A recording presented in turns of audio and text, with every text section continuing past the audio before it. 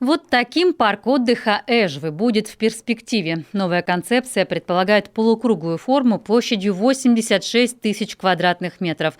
Функциональные зоны благоустройства. Фонтан, велодорожки, аллеи, сцена, детский и спортивный городок. Правда, пока преображение в самом начале пути. Летом положили асфальт, установили светильники, скамейки и урны. Полный апгрейд в планах на 2021 год. Сегодня же здесь неприглядно и пусто. О развлечениях напоминают только остатки ледового городка. Это площадка только для праздников. В праздники здесь бывает очень хорошо. Развлекательные мероприятия проводят различные, концерты устраивают.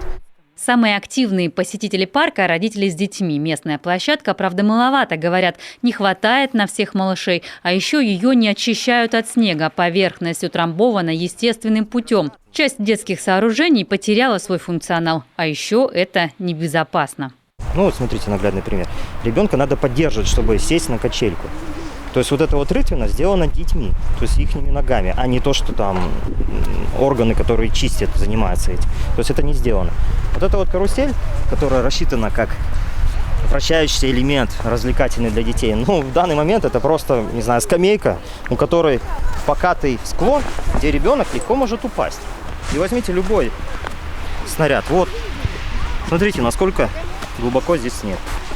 Больше повезло посетителям парка в микрорайоне «Строитель», который появился на месте заброшенной лесополосы в прошлом году. Здесь несколько городков для разных возрастов, спортивная площадка, аллея и даже вольер для выгула собак. Это действительно настоящий парк, замечают довольные горожане и уверяют, за состоянием облагороженной территории теперь постоянно следят коммунальщики.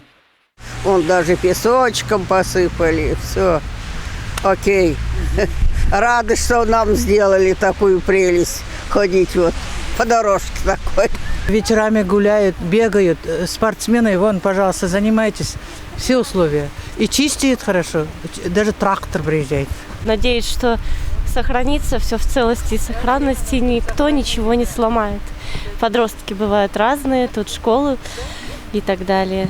И будем надеяться, что все будет хорошо. А так очень молодца администрация. В этом году работы в парке продолжатся, обустроить дренажную систему. В целом на благоустройство Сыктывкара направят почти 140 миллионов рублей. Примерно на уровне прошлого года. Это 11 дворовых территорий, 5 пешеходных зон в Эжве, общественные территории в столице. Выбирали сами сыктывкарцы путем голосования. По итогам прошлых годов у нас будут обустраиваться две территории. Это у нас получается площадка под Часами перед плавательным бассейном, площадка у храма в местечке Кируль. Также будет еще дополнительно обустраиваться тротуар по улице Тентьяковской, будет скейт-площадка на территории Кировского парка и детская площадка в лесозаводе Зои Космодемьянской, 48. Победитель этого года – бульвар вдоль улицы Свободы у Стефановского собора. Жители одного из домов активно агитировали всех голосовать за этот проект и в интернете, и объявлениями на подъездах. Далее сквер у школы номер 1. Так он будет выглядеть. На этот год запланировано только проектирование этих объектов. Спортивное сообщество выбрало современную скейт-площадку в Кировском парке. Она появится уже этим летом. Ольга Коняева, Елена Кононова, Олег Жуковский, телеканал Юрган.